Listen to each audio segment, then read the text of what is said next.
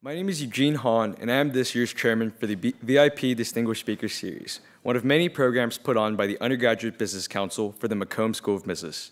Today, we are joined by Dean Eric Hurst, Senior Associate Dean of the McCombs School of Business, and Cotter Cunningham, CEO of RetailMeNot. We will begin tonight with a special presentation by Mr. Cunningham, followed by a conversation between Dean Hurst and Mr. Cunningham. Then we will open the floor to a Q&A from the audience. Cotter Cunningham is the founder and CEO of RetailMeNot, Inc., a leading digital savings destination connecting customers with retailers, restaurants, and brands, both online and in-store. Cotter founded the company in 2009 and raised over $300 million from private investors before leading the company to an IPO in July 2013 and sale to Harlan Clark Holdings in 2017. Prior to RetailMeNot, Cotter was the Senior Vice President and Chief Operating Officer of Bankrate, Inc. for 7 years, taking the company public in 1999. He also previously served as CEO in residence at Austin Ventures, Block Financial, Vice President and General Manager of VML, Vice President of Block Financial Corporation, and Assistant Vice President of H&R Block. He wrote the book Your Financial Action Plan, 12 Simple Steps to Achieve Money Success, and Cotter also has an MBA from Vanderbilt University and lives in Austin, Texas. Now that you have all heard a little bit about our guest speaker, let's get started.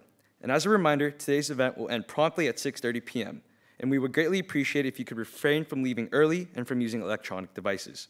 Well, without further ado, please help me welcome Mr. Cunningham. Yay. Thanks. How's everybody doing? Good. So I thought I'd take a few minutes and talk about something that's near and dear to my heart. I'm going to talk a little bit about our company culture, and I've got only 6 slides, so you can endure 6 slides, right? They gave me 10 minutes, and they said talk about something that you care about, so here we go. I'm going to talk about our culture because I think one of the things that I believe strongly in is that the way you think about culture and the way the company treats its employees is the most important part of the company. It's more important than what you do. It's more important than whether or not you make money. It's more important than where your offices is, or do you have a cool, ping pong table or something. It's more important than anything there. It's how do you treat each other? How do you interact? How do you talk to each other? So I'm going to give you 4 or 5 examples of how we talk. I'm not trying to say we're perfect and this is the ideal way to do it, but maybe this will spark some conversation, okay? So, whoops, I must have clicked ahead, sorry. Let's go back. All right, so this, in case you recognize it, is Costco. So that's an employee of ours. This is Angela. She's amazing. And what is she doing in Costco, and why am I showing you this? So we have this thing that's like Employee of the Month. It's called the Wheel. And it's a huge Wheel of Fortune. I had it made. And if you're nominated by your colleagues, right, and then a team called the Bar Raisers, we'll talk about that in a second, votes on the people that are nominated by your peers, and you win, you get to spin the wheel. The wheel has a bunch of great prizes on it. It has 1 month free rent, 2 tickets anywhere in the US, and $1,000. But the grand prize is 2 minutes in Costco. And this is the first time we ever did it. So I told the board, don't worry, it's going to be great. My son and I went out and ran around Costco. You only have 2 minutes. We cover the jewelry and stuff, right? It's going to cost about $8 grand. It's going to be easy. It's going to be great. Don't worry about it. And so, as you can see, these are the 110-inch TVs that are about $4 grand each. She slapped 4 of these down in about 28 seconds. So I knew pretty quickly it wasn't going to be $8 grand, right? In fact, it was 32. But it was so much fun. We had 150 people of our 170 people in the company come out and cheer her on at 7:30 in the morning at Costco. She ran around. It was great. Now, I'll tell you a funny story. Costco at one point decided they didn't want us to do it anymore. They were scared that somebody would be running through the aisles and slip and fall, and we would sue them, right? Or the person, Angela, would sue them. And so they said, you can't come. And so I went to Sam's Club. I'm from Arkansas, and I knew some people from Sam's. And I'll tell you a little bit about Sam. Sam's was like, yeah, come on. And I'm like, well, we used to do it at Costco. They're worried about slip and fall. And they're like, yeah, whatever, come on. We love it. So we've been doing this at Sam's Club for about 5 years. It's great. They're super nice. It's tons of fun. One of the things we learned, though, is it felt a little not great at some point that we're kind of cheering these employees on that make all this money. So we've added a charity run afterwards. And so you can come out and cheer on your colleague. And then next, we've had the Boys and Girls Club run. We've had Andy Roddick and Brooklyn Decker came out and ran for his charity, which is an amazing charity. If you hadn't checked it out, check it out. Roddick's an impressive man, and his charity is great. It's focused on kids and after-school programs. We've done Blue Santa, which is kind of like Austin's version of Toys for Tots. So it's been great, and I would highly recommend that. So this is the wheel. I want to talk about that for a second. All right, next up is the Moody, right, downtown. A lot of you may have been there for ACL tapings or just parties or whatever. This is when we went public. So if you've seen the normal shot of the New York Stock Exchange, there's a balcony that you stand on and ring the bell, right? You seen it? You know what I'm talking about? It holds about 12 people. So imagine if you're me and you're trying to pick the 12, 11, because you want to go, the 11 people that are going to come with you to ring the bell. Who are you going to pick? We had 500 employees when we went public. They all contributed to it. Plus, I want to take my wife, I want to take my kids. So we rented the Moody, and NASDAQ brought the bell to us. So we all got to celebrate together. And that's literally why we went on the NASDAQ exchange instead of the New York. They're pretty much the same. Don't let them fool you. But it was so we could ring the bell here and celebrate as one big kind of team. I think it's great. I think it speaks volumes to the way you think about your company. All right. This is Leslie. She used to work for us. She's a barista. This is our lobby. I think this is an interesting kind of case study. So we have a barista in our lobby. Great. What does that mean? Well, we have a barista receptionist. So come on downtown, 301 Congress. Come to the 6th floor, ask for Cotter. They'll say, great, wait here. Would you like a cappuccino while you wait?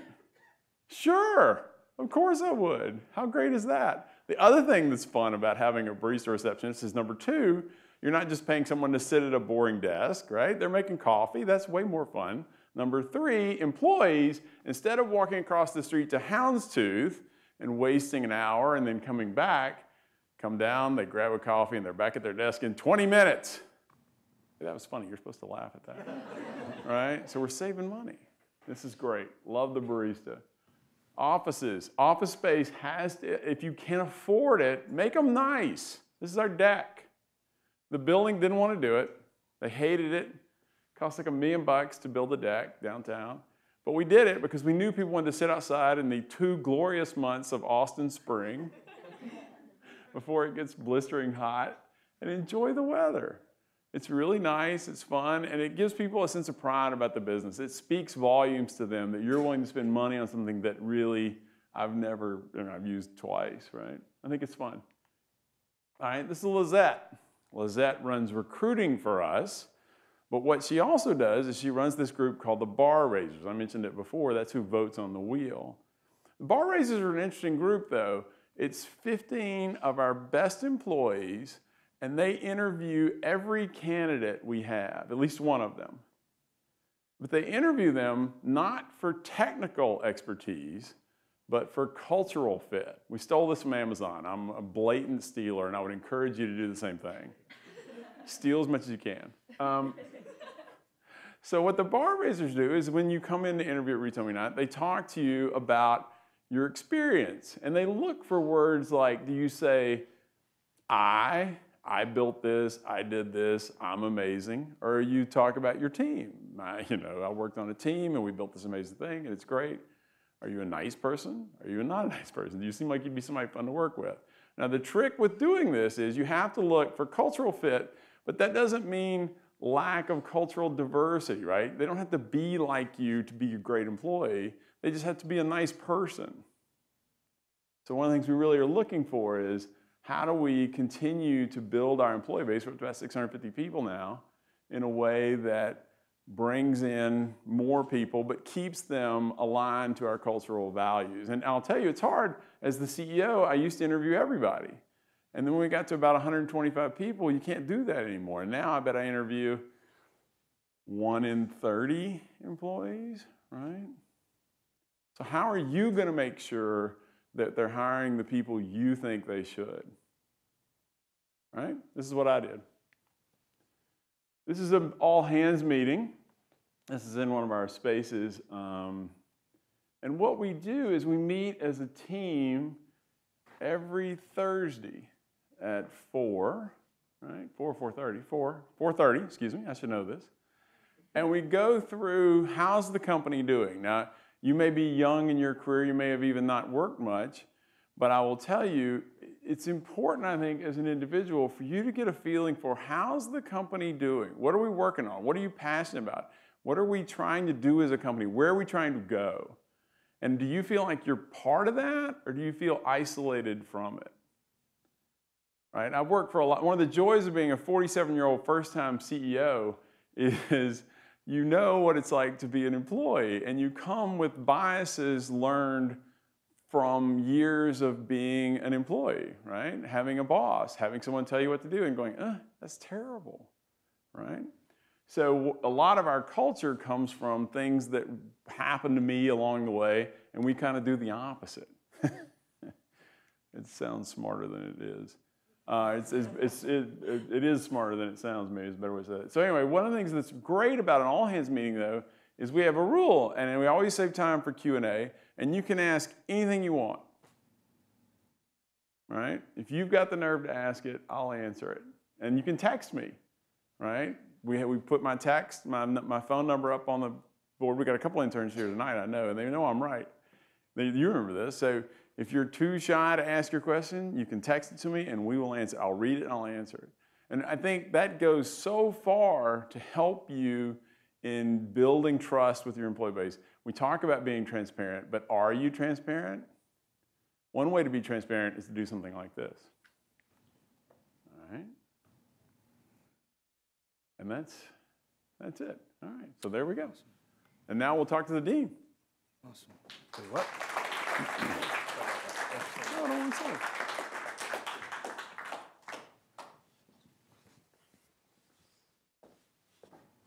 All right, I'm looking forward to this.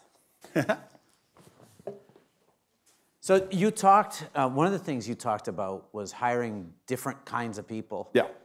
So we have lots of conversations about diversity, about inclusion, about how to do that, what works, what doesn't work. Tell me about that and RetailMeNot. No, it's one of our core values is we look to be diverse and inclusive, exactly those words. And you know, it starts, Dean, at the first interaction with us. One of the things we learned, there's a great piece of software, and I don't remember the name of it, but we run our job postings through it. And it looks for words that it has learned over time using machine learning that it believes are less diverse or less inclusive or attract a less diverse or inclusive applicant base.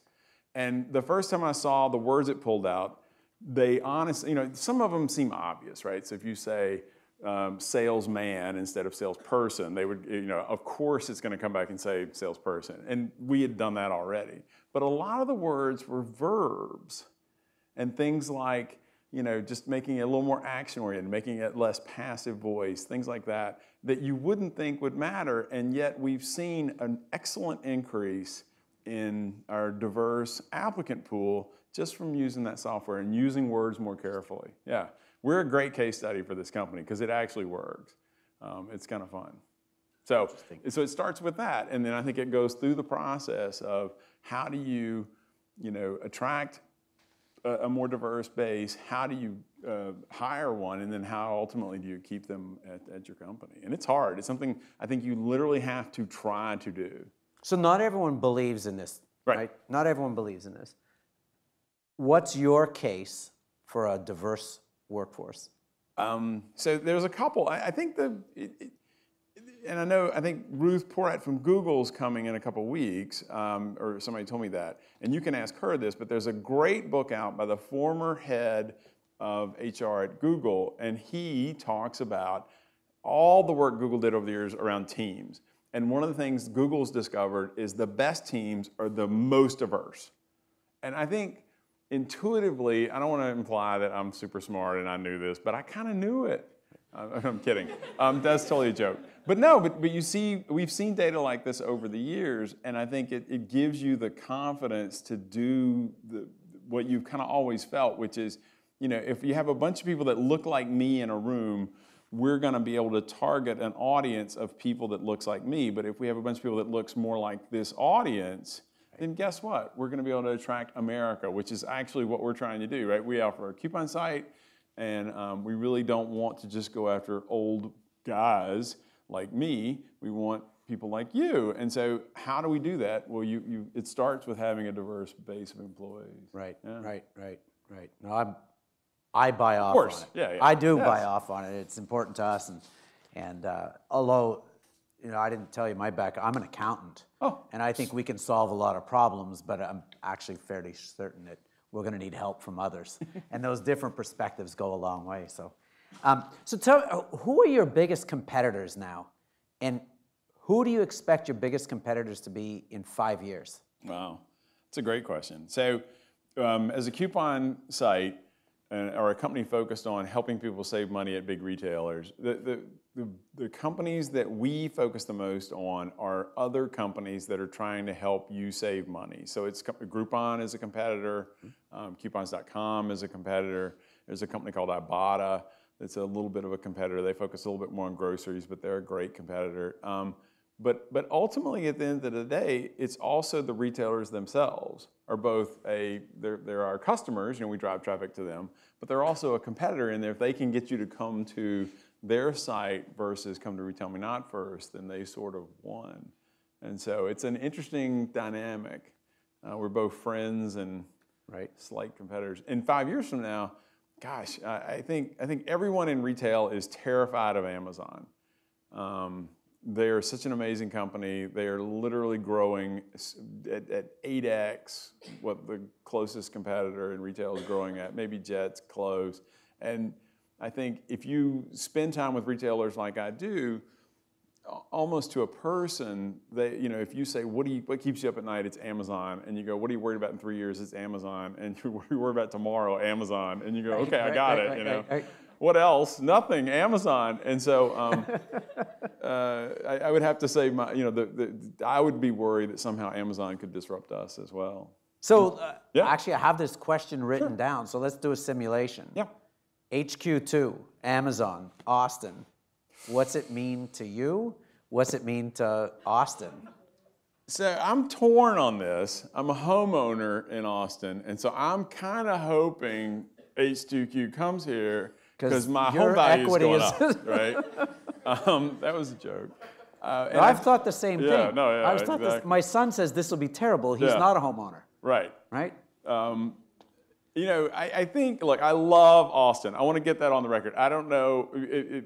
It's been a while since I personally have recruited here at UT. We do recruit. If you hadn't come to RetailMeNot.com/careers, please do and apply. We're looking for people like you.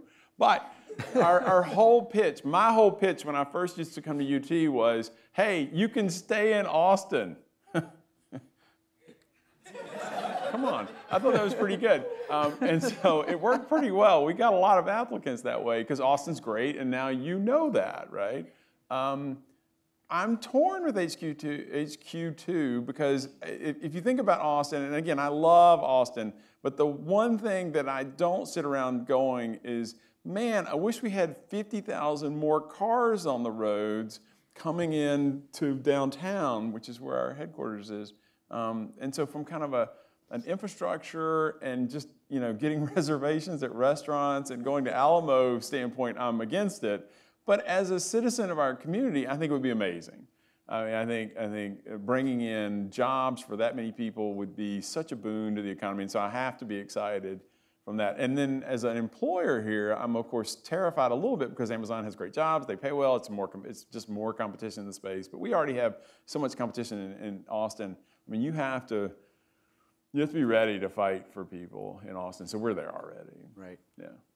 So there's RetailMeNot, there's voucher codes in the UK. There's several brands names that go underneath that. You're in France.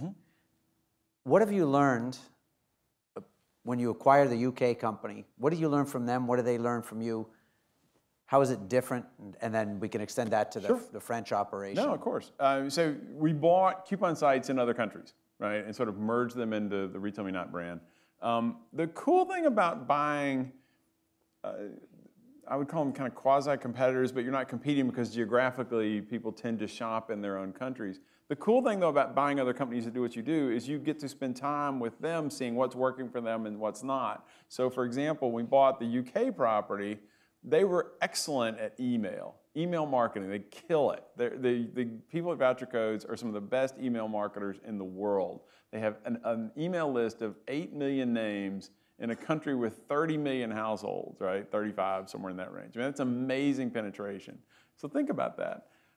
They're just killer email marketers. We were not. And so the first thing after we close is you say, teach us, let us learn. And I'll be the first person to tell you, I think we're still learning from them 4 years later. Cross-border acquisitions are hard, and it's hard to be a small international company because you have all the rules and issues of big international companies, but less resources, less assets. And you got to go over there a couple times a year, which is hardly tough duty, but you still have to go, and you have to take the time. You got to fly over there. It's challenging to be a small international company, but I think it's worth it. We really enjoyed it. So I was in a board meeting a couple of weeks ago, and the General Data Protection Regulation came up. GDPR. Most of the folks in the room didn't think about this. Those who knew about it wanted to know more. So this is basically an EU law that brings together all kinds of regulation that are different across EU countries and provides data protection, including a very, very robust right to be forgotten. Mm-hmm. That's right. You have 8 million names on this email list. What's all this? How does this play out for you? Yeah, it's tough. So you may have noticed already, you're starting to see the first wave of issues, even here in the US. When you go to a website now, how many of you have seen, there's sometimes a banner at the bottom that says, hey, we cookie, click here to accept, right? And that's a company typically that, I don't want to say lazy, but is kind of lazy and is just showing one site for both the US and the international consumer. You follow me? And so because they're forced by law to do that in the EU, and so they're just applying it here. That's kind of the first wave, and so we've had that for about a year. It's tough. I mean, again, this gets back to being a small company. If you're big, if you're Google, they get 100 people, they throw them in a room, and something comes out. We had to take our lead programmer, or the VP of engineering in London, and our general counsel for the international stuff, and put them in a room. And that's hard because you lose all the productivity and all the work they would do on their day job. And it took them almost a month to kind of work through the issues and silo the data. I mean, it's crazy challenging, as you say, yeah. Yeah, no, a lot of companies and organizations you wouldn't think about this is pretty top of mind, and it's coming in. And I think months. You may know, I believe the U.S. is slowly evolving this way too. That we are becoming increasingly aware of where our data is going, and how many people are tracking you, and how many people know literally everything about you. And there's some great tools out there where you can put them on your browser, and it'll show you the 100 ad calls you get when you go to Facebook.com or Google.com or just a big publisher or something. And it can be intimidating. It's a fascinating time when we think about how AI can help and how AI might not be as helpful to us personally, but helpful to someone who wants to monetize us. It's funny though, when I talk to some of our younger employees, they're so used now to living their life on Facebook, living their life on Snapchat, being much more open. They are less concerned about data than me. It's more well, and interesting, they're sharing more than I share, and we're at a crossroads in a sense. But before we go down some dark alley, so you went to Memphis, you went to Vandy. Mm-hmm. Imagine you turn back the clock. You're here. What are you going to study? What are you going to learn? How are you going to have a different college experience, knowing what you know now? Oh, okay. So the first thing I would say is it's relevant that you're an accounting in background professor. Yep. I did not see the beauty in accounting. I said it. Keep going. Keep going. And accounting is the language of business. And you hear that and you go, oh my God, my grandfather said that. Give me a break. It is true. And if you can't read an income statement and a balance sheet, you can't be an entrepreneur. You can't. You're not going to make it. And so how much did I pay you for this? Oh man, not enough. But it's true. And so, because one of the first things you learn is, like when we started our company, it was me. And so who's going to do the books? I did them. What do I know about accounting? Literally nothing, because I didn't learn it in school. I avoided it judiciously. And, I bought QuickBooks and I sat down and it was horrible. I mean, it was just the worst 4 months of my life or whatever. Oh my gosh. But, eventually you learn and you figure it out and you get going, and now I'm... Other than accounting. So that was the easy one. That was an easy one. What else? There are freshmen here. They're wondering what they should do. Sure. What counsel do One you of the things have? I think schools have gotten great about is class projects. I have 2 girls that have been through college. My son isn't gone yet. My eldest daughter did a ton of group projects. The middle one's still in school, and she's doing a ton of group projects.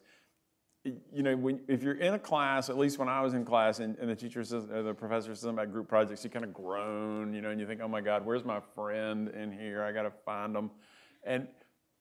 But group projects are so valuable because they teach you how to work with people you don't know before this class or didn't know, and you've got to find a common ground, and you've got to deliver on the deadline, and it forces some communication, and it forces responsibility and ability to delegate. Can you be a leader? I mean, I think they're great. And so, because eventually you're going to be working for someone like me who's going to shove you in a room with 5 other people and go, hey, figure this thing out. Right. And right. If you have an experience that you can relate to, and you say, okay, I've done group projects, I know how this works, you're 70% of the way there versus, so I do like the focus on group work. I think that's fun. I think we all have to be students of history, and so, we seem to be doomed to repeat the past, and so the more history you can learn, the better. I love biographies. I love learning about what other people have done, and so I try to read as many as I can because I didn't study them in college. I took a lot of accounting. Yeah. I read those books now. Yeah. I like your group project thing, and to marry it with the diversity question I asked you at first, would it be, if you could go back today, would you choose groups of your friends, or would you deliberately seek out people you don't know 100%. And people not like you? 100%. You literally should seek out people with different skill sets. I think of it, you remember that cliche World War II movie where it's like one soldier is the guy that can get any part or whatever, right? And one guy's like the smooth talker, right? They're each sort of play these cliched roles, right? That's what you need, except you need like someone that's from wherever and understands accounting, and then you need somebody that understands finance, and you need somebody that understands marketing, and can you pull together this sort of diverse group of people? Because that's what you're going to be working with. It's great. I think it's such a cool experience. So I'm going to bring you back. I'm moving you forward in life here. You're good. All right. You wrote a book. Yep. Your Financial Action Plan: 12 Simple Steps to Achieve Money Success. Do you remember the 12 steps? No. Do you remember the gist of the book? Yeah, I do remember the gist. Are there some? I hope no one read it. Yeah, don't buy it. 7 plus or minus 2 that you do remember that you want to share with us? The basics of the book are, there's a handful of things that no one does that you need to do. And you've heard these things, but have you done them? So if you talk to Americans, and we did a ton of focus groups to prepare for this, literally like 300 over the course of 2 years. And if you talk to Americans about money, everyone goes, oh, I need more savings. And you go, great, what are you doing to build your savings account? And how much savings should you have? And they go, well, I don't know. And you say, well, personal finance experts would tell you you need 3 months living in a savings account, 3 months of your expenses in a savings account. Great. Do you have that? No. Are you going to save for it? No. Do you think you should have it? Yes. Okay. So the book was designed to try to pull out the 12 things that we felt like no one did, but everyone should do. You know, understand their credit score, understand how credit scores are calculated, have an emergency fund, things like that. Right. So I'll push you on the new edition because you got your hands are full. So you weren't always an entrepreneur. No. Did you aspire to be an entrepreneur? No. So how did you become an entrepreneur? Yeah, it's a funny story. I told this earlier. I was working for someone who I admired greatly, and but we were struggling, and I would go home and complain to my wife, and she would like, well, if you don't like it, you should leave. You should start something. If you're so smart, you do it. And so, you know, you're like, okay. And then, you know, you're sitting in some Starbucks with like a pad of paper, you know, staring off into space, thinking about ideas of how to be an entrepreneur. And, you know, and you're just like, oh my God, where do you start? And so, you know, I was lucky and knew a bunch of people that had components of entrepreneurship in their own background. So, for example, one of my great friends was an accountant, and he knew how to raise money. And he walked me through how to go after venture capital, and so I wound up getting a couple $1 million from a company called Austin Ventures, which is now sort of out of business, but at the time really dominated the landscape here in Austin. And I was able to raise that money for a couple of reasons, I think, but one reason was because I'd been the COO of a publicly traded company for 8 years, and so I had the credibility to kind of come in and say, hey, I'm not going to lose your money, it's going to be great. And then, of course, I lost their money. All $2 million within about a year on our first effort, but I think they liked the approach we took and the way we hired people and the way we thought about things, and so they funded my next effort, which ultimately became RetailMeNot. So would you recount? We talked a little bit about this before. Start with this divorce company. Yeah, that's right. So it was a website called Divorce 360, and my genius idea, my insight was, if you're going through a divorce, you need to get new financial services, new things, right? You need to get like a new checking account, right? You need to get a new credit card, you need to get a new car loan.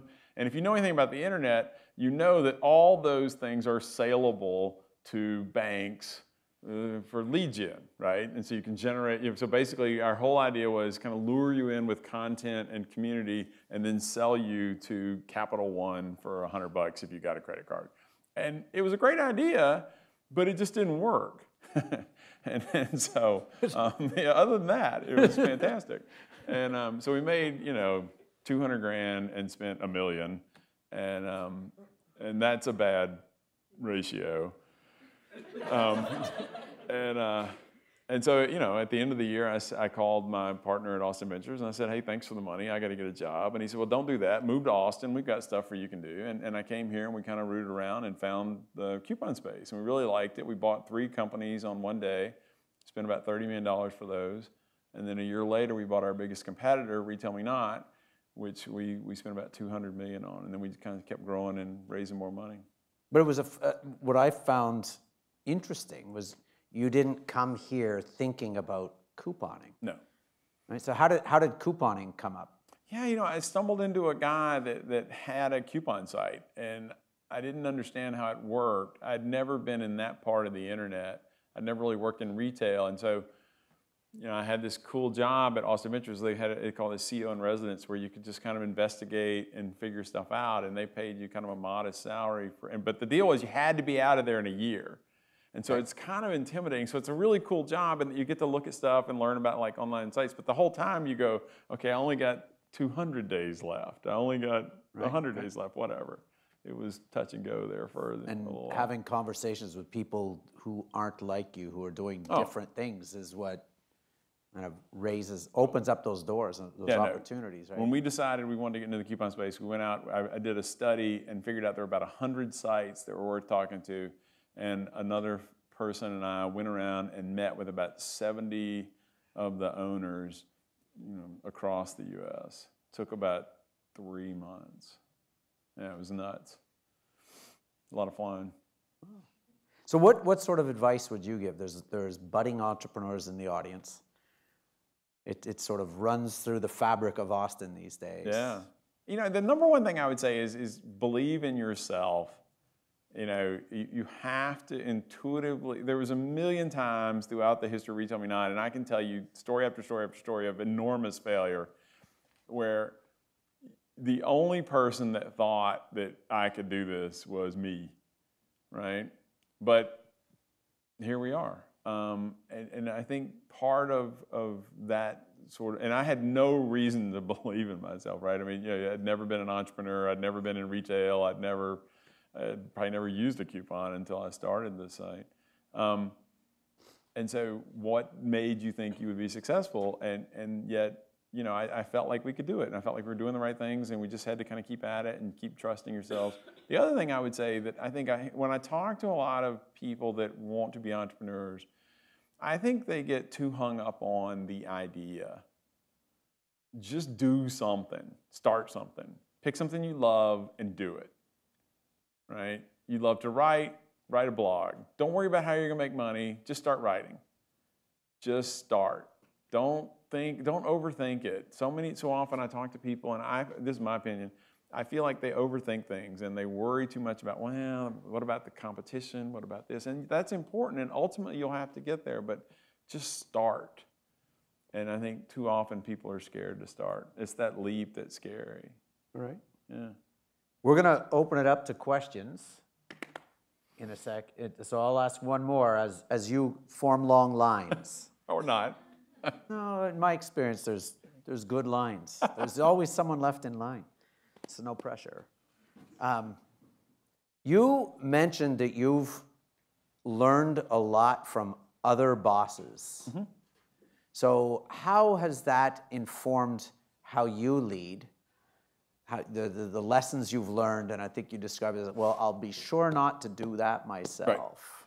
So what are some of those key lessons? Sure. I mean, I talked about some of them in the culture piece, but like some of the things I felt like we didn't do well in other companies is there's so many companies that keep information.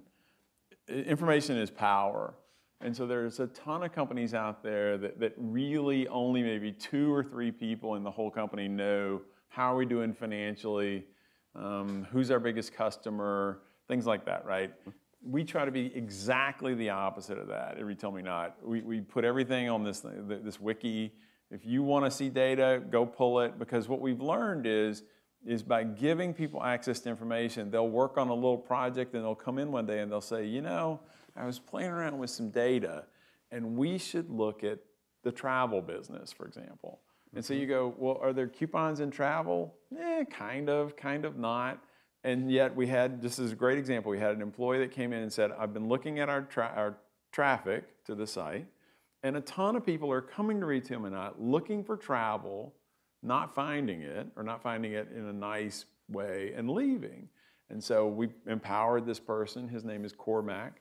And now he sort of leads this travel group. I think it'll do $10 million in revenue this year. It's a great success story for us. And he did it. And he did it because he believed we had a business there. Mm-hmm. And we do. Turns out knowledge is power. And if you share that knowledge, power matters. Yeah. It's great. That's a great story. Yeah. Why don't we start right here? And then Hi. Howdy. So I've been following RetailMeNot since Whale Shark days. Great.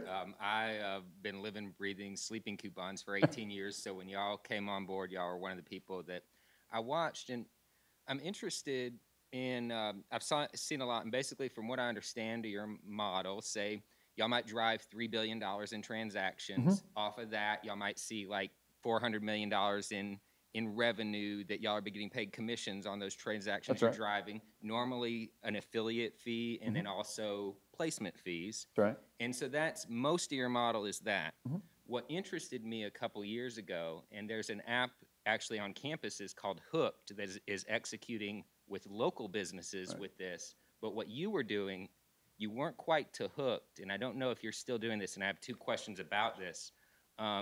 Number one, you would, if I had my RetailMeNot app, I would get a ding when I'm in Target. Mm-hmm. That would be like, it could be for a fast-moving consumer good in Target, or it could be for Target itself. And that doesn't seem to, number one, that doesn't seem to fit into the model, so I'm wondering kind of how the back-end compensation would have been on if someone redeems and tracking redemptions. The second question is, and most of my career has been spent helping mom and pop shops, the Valpak customer, the money mailer customer, the Clipper customer, the average small business you're dealing with a customer who spends $500,000 a year, maybe average customer, I don't know. These are customers who spend $5,000 a year, but there's $400 million worth of them that Valpak's, on a retail level selling. Is there any way that you see RetailMeNot getting into using what it's already built and that audience and the ability to drive transactions to help that smaller local mom and pop who needs what you have if you can do it at that same kind of scale and with the same kind of effectiveness? Sorry. So there's a lot here. This is a great question. So I'll try to answer it in a way that everybody will appreciate it. What's your favorite biography? That's the simple one. I had That's two pressure. Okay. I'll have to think about that. Okay, so let's see. I think the first thing I would say is one of the big concerns a retailer has that works with a company like RetailMeNot, or for that matter, Google, is if you're going to Google Dillard's or Kohl's or Nordstrom's, and then you click on the ad, well, weren't you going to Dillard's or Nordstrom's anyway? And so why did you pay Google the fee to run that ad, right? As opposed to a more obvious thing where maybe you went to Google and typed in auto parts, but they took you to some great auto parts store and you clicked on that, which is more generic, right? So it's in general lumped under the term incrementality is the stick that they use to kind of beat us with. And so incrementality is basically this concept, though, that was the customer going to come to the store anyway? And so are they paying a fee to me and the value of the coupon when they were going to get the traffic anyway? And so one of the struggles we have is how do we prove incrementality? And so we do a ton of research and work with a bunch of companies. And basically it ultimately boils down to split testing or A/B testing, where we compare people that we show the coupons to and ultimately their behaviors and purchases versus a control group where you don't show them the coupon, but you have to be able to track their purchases as well. So it's tricky. You can do it. And so then you compare the two and you hopefully, if you're me, see a nice increase in spend, average order value, things like that in the people that you show the coupon to. Does that make sense? So that's how we're working on incrementality. And there's a ton of vendors out there working on this. This is a huge hot button for the internet. And so that's the way we're doing it. And I'll tell you, the good news for me is if you, in general, the way to think about most coupons is we're the nudge, right? And so what I mean by that is you go, okay, what's the average cart abandonment rate, right? You've ever thought of this? So what percent, if 100 people go to Kohl's.com, I mean, I don't know Kohl's' numbers specifically, but just any retailer, and put stuff in the cart and then go, and leave, right? They see the total and they leave. What percentage of customers is that? Anybody know? 65% on average. Some retailers is much higher. 65%. So if you use a coupon, that number goes down dramatically. In many cases, it can be as low as 20 or 30. So we're the nudge. We're what gets you to make the sale. So that's the value we deliver. In terms of the size, the question was then went into, well, okay, so RetailMeNot, we really work with the top internet retailers. We work with 90 of the top 100 internet retailers. And so if you name an internet retailer, chances are excellent we work with them. We don't work typically with mom and pops, and it's nothing more than a function of cost. It's expensive to have a great sales force and a great sales team that goes out and calls on these retailers. It takes about 50 or 75 people or so here in the U.S. to call on kind of the 400 or 500 retailers we focus on the most. And so if you're calling on instead 2,000, 3,000, 6,000, 10,000 retailers like a Groupon has like literally 1,000 salespeople running around. And I just never wanted to do that. Great biographies Let's see. The one I read most recently, I read Snowball, which is the biography about Warren Buffett, and I thought it was great. He's an interesting man, and it was really fun to read about it. I didn't know his story that well, and it was fun. So there you go. We, our MBAs go and visit him probably every other year. Sure. And I'll share a quick story, much shorter than your question. After they visited with him, they took them to lunch, and he was driving. And one of them said, "Well, thank you so much. You must have a very busy day. Thanks for meeting with." He says, "I don't have a busy day. Why don't you open my glove box? I got my diary in there. I'll tell you what my day is." It opened up and said, "Meet the students, see the dentist." It's a big day. Yeah. Well, you know, he reads like 6 hours a day or something. It's crazy. Yeah. I'm sorry. Hi. Okay, so I wanted to ask you, what do you think is the biggest new technology trend that you've had to work with in RetailMeNot? And that can be whether you had difficulties with it, whether it was something positive. Just share whatever you have. You know, I think the thing that is something we're interested in and haven't quite figured out is arguably, and I'm going to sound so old when I say this, that one of the most powerful marketing forces on the internet today, I believe, is influencers. And so it's not that you're looking to me to tell you, you know, what to buy or whatever, or the TV or print ads or anything. You're looking to celebrities and these kind of quasi-celebrities, and we all know who they are, and that they're driving enormous dollars in marketing spend and your dollars as well. And so the most interesting thing about that to me is for a company that's good at helping people buy things, is there a place for RetailMeNot in that universe? And I think there is. We're still trying to figure out how and where. And probably not, to be honest, at the Kim Kardashian level, but we're kind of more interested in the personal trainer that has 10,000 followers or 100,000 followers or something like that. So it's sort of the micro influencers. And so that's what we're playing around with. I don't have a good answer for you where we're going to go with it, but I definitely am working on it. That's fantastic. Thank you so much. Oh, sure.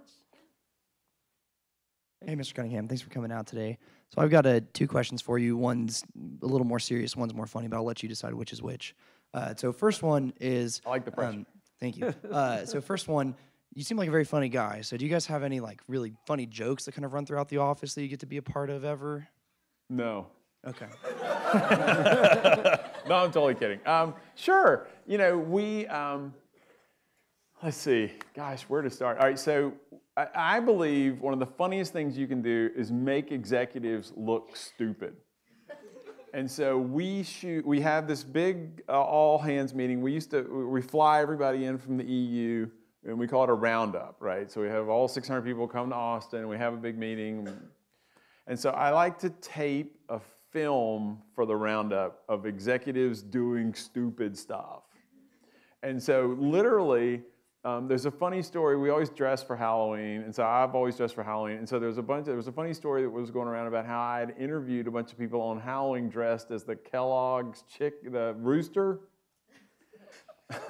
It's funnier, I promise, in person. And so we thought it would be funny to make a video of something really serious happening in costume. And so I made our then general counsel, he's now running the EU operations for us, this guy named Lou Agnesi.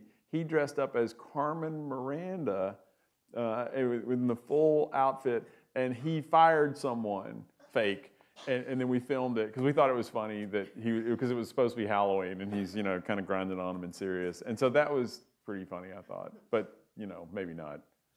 In hindsight, I don't know. Maybe I shouldn't have told that. But. Great response. Great response. And then for my other question, so just run this with me. So if I was to interview with you tomorrow, sure. Do you think, and I think you have very good opinions so far, and you seem like giving us very straight answers. If I was to interview with you tomorrow, do you think that I should get a haircut, or do you think that I should keep trying to grow my hair out? We're inclusive, man. You come on down. I'm just jealous you have hair. So don't worry about that. Yeah, no, don't.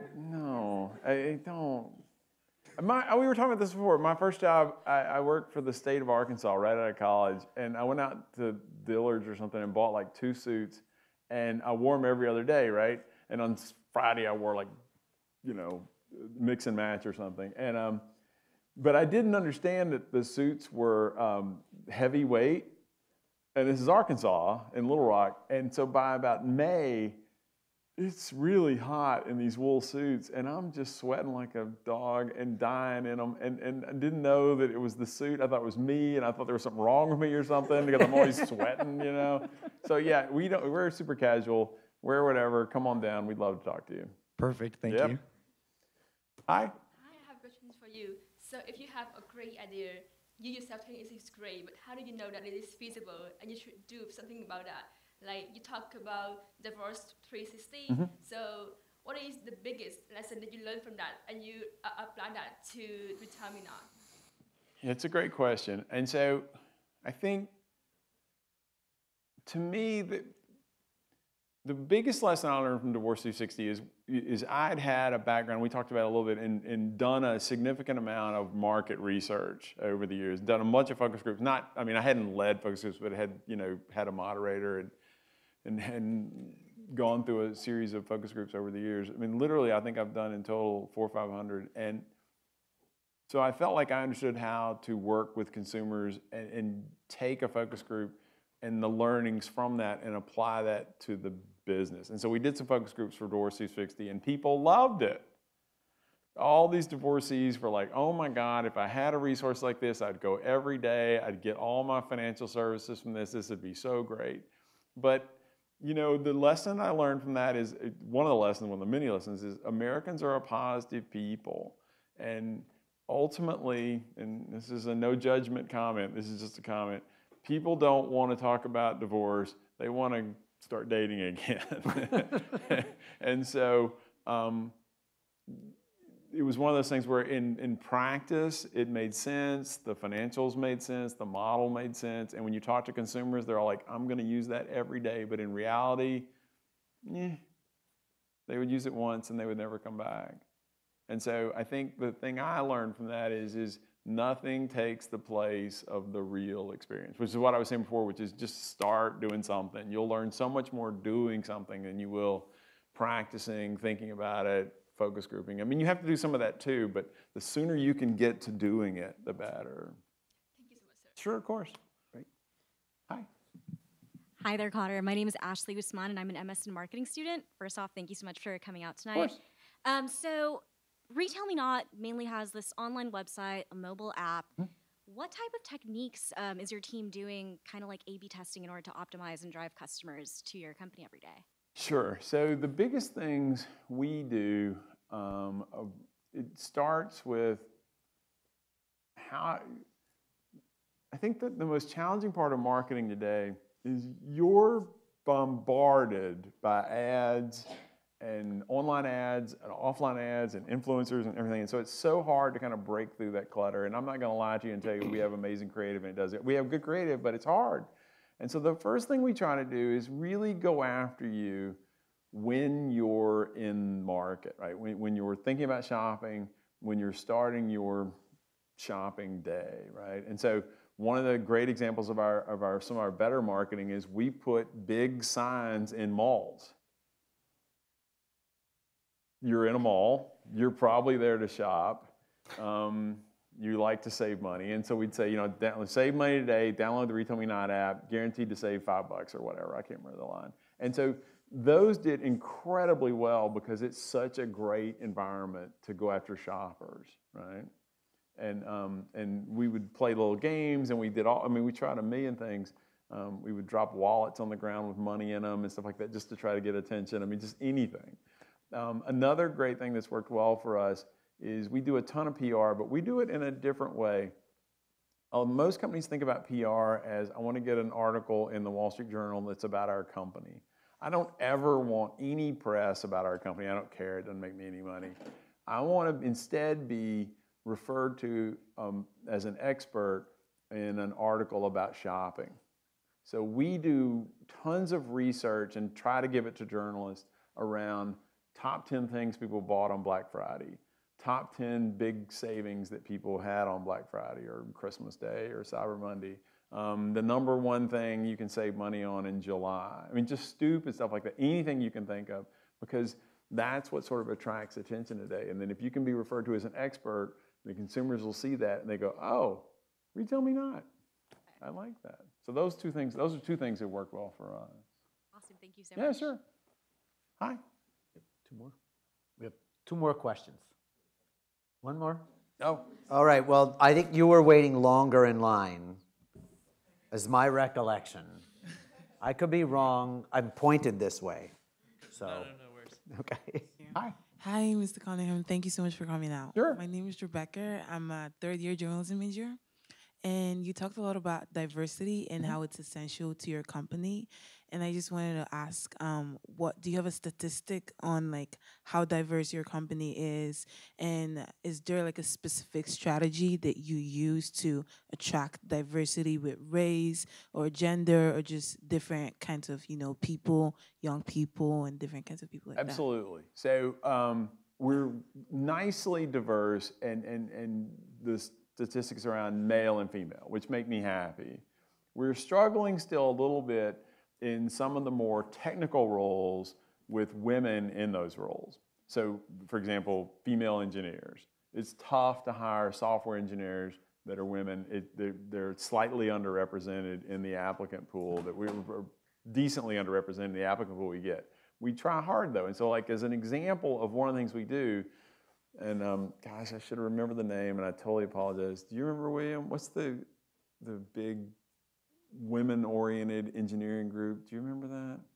I'll think of the name in a second. It's like a woman's name, like Ruth Bader Ginsburg, but not her, obviously. And so it's a big conference. They have it in Orlando, and it attracts women from colleges and like just recent graduates from across the country, and they come down there and they learn about how to be better at your job and things like that. It's really nice and empowering. And so we send our recruiters down there and we try to hire you right there, right? And so because it's such a great environment, you have literally 30,000 women who are software engineers that are down there to sort of celebrate being a woman, being a software engineer, and learning more about it. What a cool environment is that? And so we empower the recruiters to literally make offers right then.